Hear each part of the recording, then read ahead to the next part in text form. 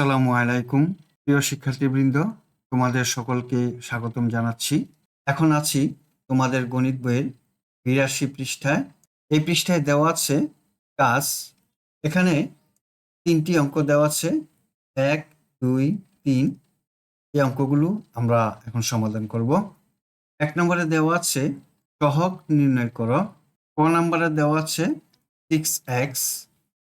6x সমান 6 into x, সুতরাং x এর সহগ হলো 6। 4 নম্বর অঙ্ক করি 5xy। 5xy equal to 5 into xy, সুতরাং xy এর সহগ হলো 5। গ নম্বরে দেওয়া আছে xyz।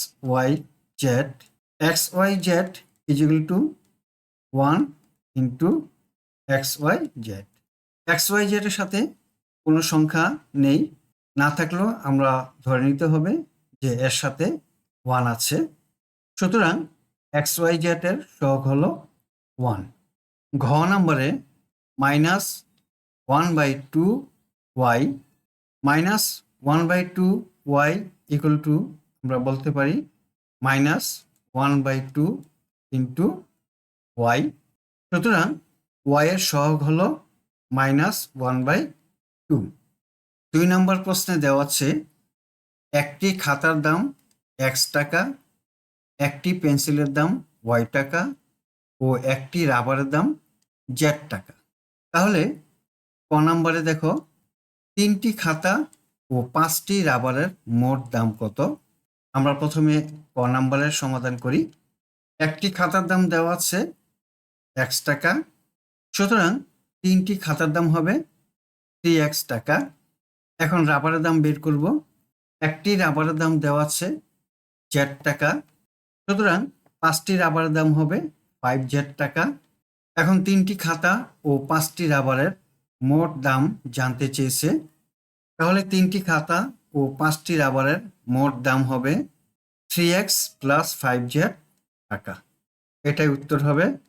এখন খ নম্বরে 4টি খাতা, 2টি পেন্সিল ও 3টি রাবারের মোট দাম কত।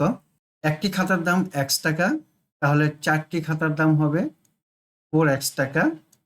একটি পেন্সিলের দাম দেওয়া আছে y টাকা, তাহলে 2টি পেন্সিলের দাম হবে 2y টাকা।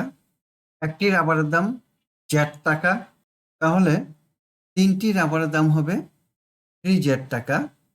এখন 4টি খাতা, 2টি পেন্সিল ও 3টি রাবারের মোট দাম কত জানতে চেয়েছে, সুতরাং 4টি খাতা, 2টি পেন্সিল ও 3টি রাবারের মোট দাম হবে 4x plus 2y plus 3z টাকা।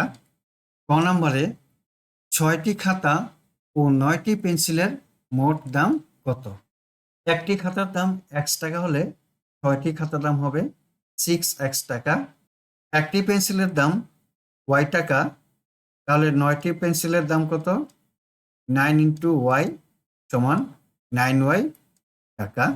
6টি খাতা ও 9টি পেন্সিলের মোট দাম কত, সুতরাং 6টি খাতা ও 9টি পেন্সিলের মোট দাম হবে 6x প্লাস 9y টাকা।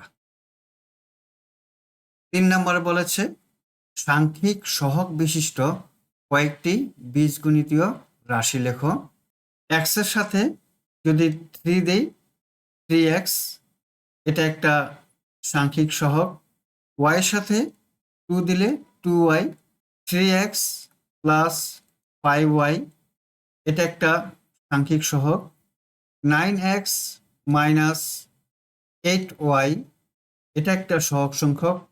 z এর সাথে যদি 7 দেই 7z, এটা একটা সহগ সংখ্যক বিশিষ্ট বীজগণিতীয় রাশি। এই ধরনের অনেকগুলো সাংখ্যিক সহগ বিশিষ্ট বীজগণিতীয় রাশি আমরা তৈরি করতে পারি। আমরা এতক্ষণ এই অঙ্কগুলো সমাধান করলাম। বন্ধুরা, তোমরা যারা আমার চ্যানেলটি এখনো সাবস্ক্রাইব করনি, তারা সাবস্ক্রাইব করে আমার চ্যানেলের সাথে থেকো। ভিডিওগুলো ভালো লাগলে তোমাদের সহপাঠীদের সাথে শেয়ার করিও। এখন আমরা অনুশীলনী 4.1 এই অঙ্কগুলো সমাধান করব। 1 নম্বরে দেওয়া আছে নিচের বীজগণিতীয় রাশি দ্বারা কি বোঝায়। চলো অঙ্কগুলো সমাধান করি। 1 নম্বরে 9x, এই 9x দ্বারা কি বোঝানো হয়েছে? 9x হচ্ছে 9 ইন্টু এক্স বা x ইন্টু 9, অর্থাৎ x এর 9 গুণ। 2 নম্বরে 5x প্লাস 3, x এর 5 গুণের সাথে 3 যোগ। 3 নম্বরে 3a plus 4b, 3a plus 4b হচ্ছে a এর 3 গুণের সাথে b এর 4 গুণ যোগ। 4 নম্বরে 3a into b into 4c, 3a into b into 4c হলো a এর 3 গুণ, b এবং c এর 4 গুণের গুণফল। 5 নম্বর 4x plus 5y divided by 2, 4x plus 5y divide by 2 হলো x এর 4 গুণ এবং y এর 5 গুণের সমষ্টির অর্ধেক। 6 নম্বরে 7x minus 3y divided by 4, আমরা বলতে পারি 7x minus 3y divided by 4 হলো x এর 7 গুণ থেকে y এর 3 গুণ বিয়োগফলের 1/4। এবার 7 নম্বর x by 3 plus y by 2 minus z by 5 হচ্ছে x কে 3 দ্বারা y কে 2 দ্বারা ভাগ করে প্রাপ্ত ভাগফলের সমষ্টি থেকে z কে 5 দ্বারা ভাগ করে বিয়োগ। 9 নম্বরে দেওয়া আছে 2/3 x plus y plus z হচ্ছে x, y, z এর সমষ্টির 2/3। এবার 10 নম্বরে ac মাইনাস bx বাই 7 হচ্ছে a ও c এর গুণফল থেকে b ও x এর গুণফলের বিয়োগের 1/7। এতক্ষণ আমরা 1 নম্বর প্রশ্নগুলো সমাধান করলাম। এখন 2 নম্বরে যোগ, বিয়োগ, গুণন এবং ভাগ চিহ্নের সাহায্যে লেখো x এর 4 গুণের সাথে y এর 5 গুণ যোগ। x এর 4 গুণ হলো 4x আর y এর 5 গুণ হলো 5y, এই দুটির যোগ 4x প্লাস 5y। 2 নম্বরে a এর দ্বিগুণ থেকে b বিয়োগ, a এর দ্বিগুণ হলো 2a বিয়োগ চিহ্ন অর্থাৎ মাইনাস b। 3 নম্বরে একটি সংখ্যার 3 গুণের সাথে অপর একটি সংখ্যার দ্বিগুণ যোগ। মনে করি একটি সংখ্যা x, 3 গুণ সমান 3x, অপর একটি সংখ্যা মনে করি অপর একটি সংখ্যা y, তাহলে দ্বিগুণ হবে 2y।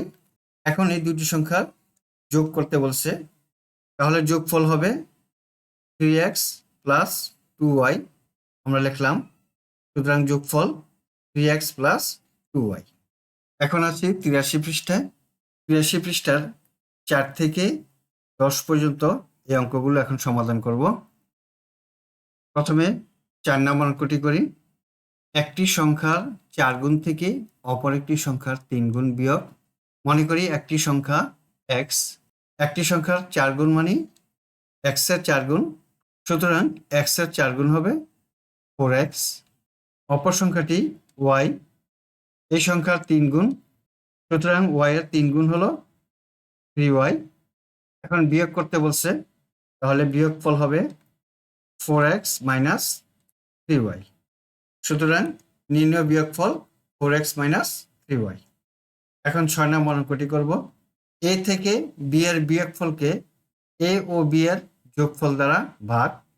a ও b এর বিয়োগফল হলো a মাইনাস b, a ও b এর যোগফল, a ও b এর যোগফল হবে a প্লাস b।